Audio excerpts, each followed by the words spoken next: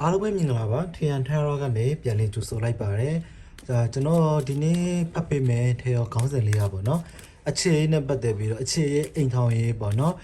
relationship နဲ့ပတ်သက်ပြီးတော့ဖတ်ပေးမှာဖြစ်ပါတယ်အဲ့တော့ကျွန်တော်ကလေး3ခါဆွေးပေးမယ်ခင်ဗျာက3ခါကိုကျွန်တော်က1 2 3ဆိုပြီးတော့3ခုခွဲလိုက်မယ်ပေါ့နော်ပုံမှန်မျိုးမတူဘဲနဲ့ပေါ့နော်အဲ့အထီးကနေကိုကြိုက်နဲ့100တစ်ခုကိုရွေးချလို့ရတယ်လို့အစအဆုံးကိုကြည့်သွားလို့ရတယ်အစအဆုံးပေါ့နော်ကျွန်တော်တို့တစ်ခါတလေကြာရင်လေကိုကတော့ရွေးလိုက်တာတော့နံပါတ်1ဒါပေမဲ့ကိုနဲ့ကိုက်ညီနေတဲ့ energy ကနံပါတ်2မှာသွားပြီးတော့ညှိနေတတ်တယ်ပေါ့နော်အဲ့တော့အစအဆုံးကြည့်လို့ရတယ်အရှိဟိုးပြမှာမဟုတ်ဘူးဒီနေ့တို့လိုရင်းတို့ရှင်းလေးဟိုးပြမှာဖြစ်တဲ့အတွက်ကြောင့်မလို့စိတ်ရှည်ရှည်လေးနဲ့ကျွန်တော်တို့ကြည့်သွားလို့ရတယ်နော်ပြီးတော့နံပါတ်1ခုလေးရွေ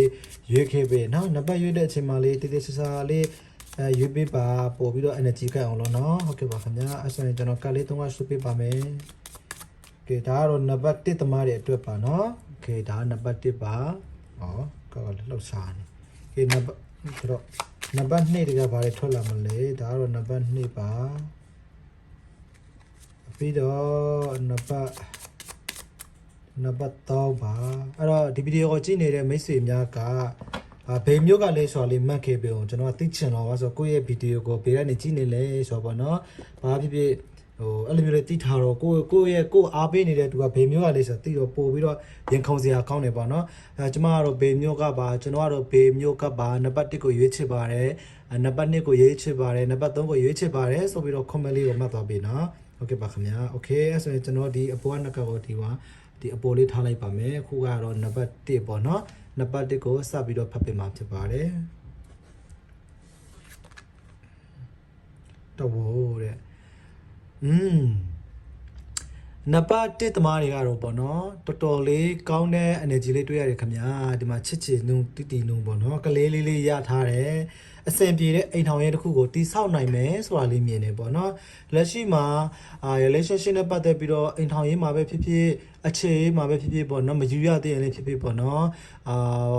ဘယ်လိုစိတ်ညစ်စရာရှိရတော့မှပေါ့နော်ဒီဗီဒီယိုကိုကြည့်ပြီးတဲ့နောက်ပိုင်းမှာတဲ့ကို့အတွက်ပေါ့နော်ကြည်နှုံးစရာတွေစိတ်ချမ်းသာစရာတွေပေါ့နော်အပြီးတော့တဲ့ပေါ့နော်အိမ်ထောင်ရေးမှာဆိုရင်လေပို့ပြီးတော့အဆင်ပြေလာမယ်လို့မြင်ရတယ်ပေါ့နော်ဒါကတော့ကျွန်တော်ထေရဖတ်တဲ့အတိုင်းပဲထေရနမိတ်ပြတဲ့အတိုင်းပဲပေါ့နော် energy လေးကောင်းတဲ့ energy လေးတွေ့ရတယ်ခင်ဗျာပေါ့နော်အခြေအနေနဲ့ပတ်သက်ပြီးတော့လေကိုနဲ့ဒီချစ်သူကောင်လေးနဲ့ကောင်မလေးနဲ့ဆိုရင်ပေါ့နော်ကိုနဲ့သူနဲ့ကြားမှာဒီရေရှည်ပလန်အတွက်အစီအစဉ်ချနေတာပေါ့နော်ရေရှည်ပလန်နဲ့ဘယ်လိုအစီအစဉ်ချနေလဲဆိုတော့ငါတို့ယူပြီးရဲ့ဘာတွေလုပ်ရင်ကောင်းမလဲဘယ်လိုစီးပွားရေးတွေလုပ်ကြမလဲငါတို့ဘယ်လိုငွေရှာကြမလဲအဲ့လိုမျိုးပေါ့နော်ရွှေနွေးတိုင်ပင်နေရာလေးတွေတွေ့ရတယ်ခင်ဗျာဒါကတော့နံပါတ်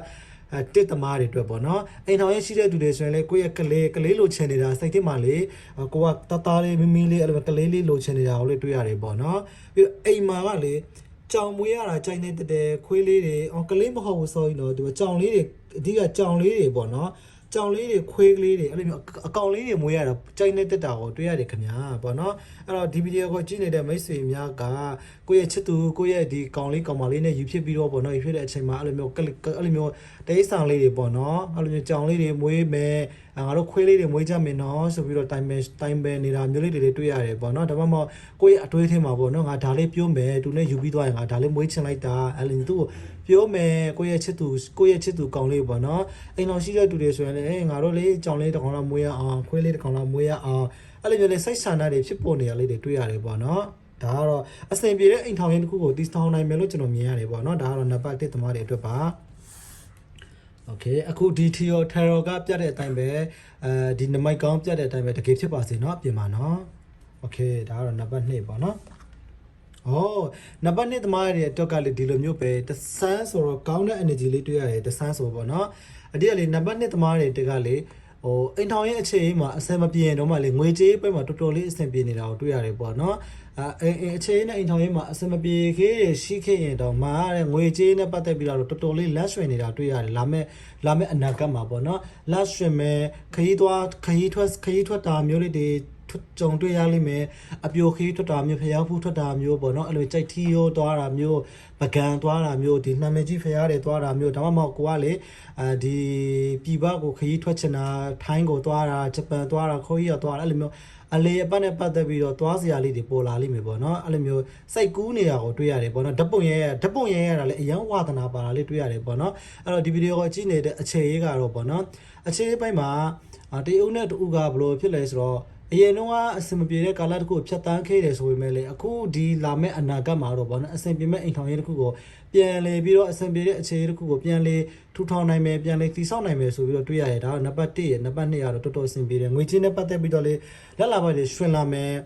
ဒီအခုဒီလာမဲ့အနာဂတ်မှာပေါ့နော်ငွေတွေဝင်မယ်စီးပွားရေးတွေတက်မယ်ပေါ့နော်ကိုအလုံးမှာဆိုရင်လေတဲ့ဒီအလောက်ကင်နဲ့ပတ်သက်ပြီးတော့ပေါ့နော်အလုံးမှာရာထူးတိုးမယ်ပေါ့နော်ရာထူးတူတာလေးတွေခံရမယ်ပြီးတော့လက်စာပို့ပြီးတော့တိုးတာလေးပေါ့နော်ဒါမှမဟုတ် bonus ပေးတာမျိုးမူဖိုးပေးတာမျိုးလက်ဆောင်ပစ္စည်းရတာမျိုးဒီတထေးစီကပေါ့နော်ကိုယ့်ရဲ့အလုပ်ရှင်စီကအဲ့လိုမျိုးရတာလေးတွေတွေးရမယ်ခင်ဗျာဒါတော့နံပါတ်2သမားတွေအတွက်ပါ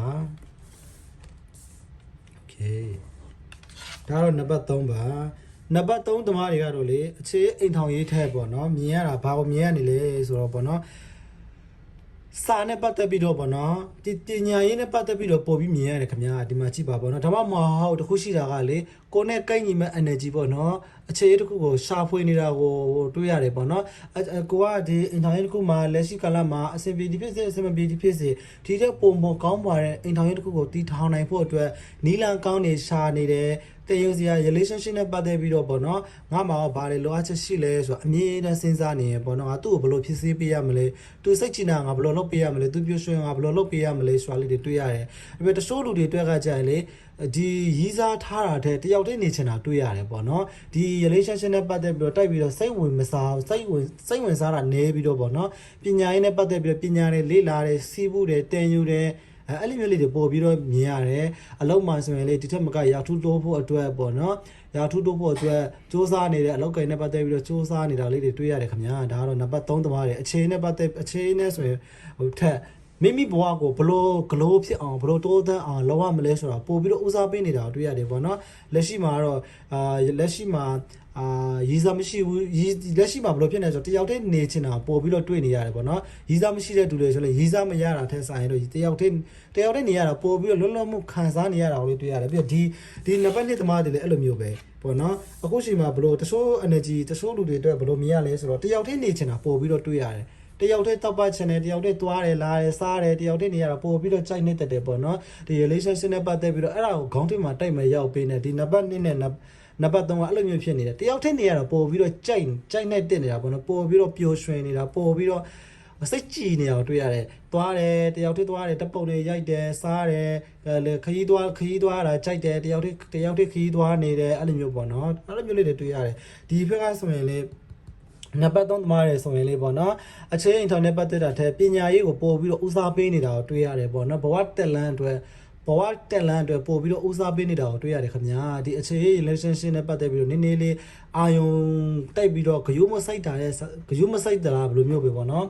အာယုံတိုက်မရဘူးပေါ့နော်တယောက်တည်းနေရတာပို့ပြီးတော့ကြိုက်နဲ့တင်နေတာတွေ့ရတယ်နံပါတ်1သမားတွေကတော့လို့ရှိရင်အိမ်ထောင်ပြုဖို့ကိုပေါ့နော်နံပါတ်1သမားတွေကလို့ဆိုဘာဖြစ်နေလဲဆိုအိမ်ထောင်ပြုစင်တဲ့စိုက်ဆန္ဒတွေဖြစ်ပေါ်နေတာတွေ့ရတယ်ပေါ့နော်ဒီပြီးတော့ဒါမှမဟုတ်ရီးစားမရှိတဲ့လူတွေဆိုရင်လည်းရီးစားလိုချင်နေတာအခုချိန်မှာပေါ့နော်တယောက်တည်းနေရတာမကြိုက်ဘူးရီးစားနဲ့အဲ့လိုမျိုးသွားလာတာဆွေးနွေးရတာတိုင်ပင်ရတာပို့ပြီးတော့ကြိုက်နေတတ်တယ်ပေါ့နော်အဲ့လိုမျိုးမြင်ရတယ်နံပါတ်1သမားတွေကတော့ပို့ပြီးတော့မြင်ရတယ်ရီးစားလိုချင်တယ်ရီးစားမရှိတဲ့ဆိုရီးစားလိုချင်တယ်ရီးစားရှိတဲ့သူကလည်းအိမ်ထောင်ပြုချင်နေတဲ့စိုက်ဆန္ဒတွေဖြစ်ပေါ်နေတယ်အဲ့လိုမျိုးလေးတွေတွေ့ရတယ်ခင်ဗျာနော်ဒီနံပါတ်2နဲ့နံပါတ်3သမားတို့လို့စင်မှာတော့အခြေအနေပတ်သက်ပြီးတော့အားနည်းနေတတ်တယ်ပေါ့နော်အားနည်းနေတတ်တယ်ဆိုတာ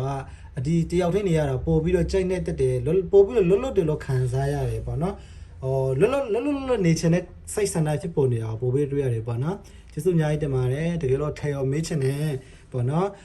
်မိမိသိချင်တဲ့စာရင်းတွေဖြစ်ပေါ်နေတယ်ဆိုရင်ကျွန်တော်ရဲ့ Facebook page Tian Tharo account မှာ booking လာတင်လို့ရပါတယ်ညံပူစုခလေးကလို့ဆိုကျွန်တော်စေတနာချင်းနဲ့ဟုတ်ပြပါမယ်နော်ကျေးဇူးအများကြီးတင်ပါတယ်ထဲရောကပြောတဲ့အတိုင်းပဲအကောင်လုံးက negative တိုက်မရှိဘူးပေါ့နော်အကောင်လုံးကိုစီကကိုယ့်ရဲ့အတွေးနဲ့ကိုရှင်တန်နေကြတာတွေ့ရတယ်တချို့သူတွေကကြာရင်လေဘဝတက်လန်းကိုဦးစားပေးနေတာတွေ့ရတယ်တချို့သူတွေကြာရင်လေတယောက်တည်းနေရတာပို့ပြီးတော့လွတ်မှုရှိတယ်ဆိုတာကိုခံစားနေရတာတွေ့ရတယ်တချို့သူတွေကကြာရင်အိမ်ထောင်ပြုတ်ချင်နေတဲ့စိတ်ဆန္ဒတွေဖြစ်ပေါ်နေတာကိုတွေ့ရတယ်ပေါ့နော်ကျေးဇူးအများကြီးတင်ပါတယ်ခင်ဗျာ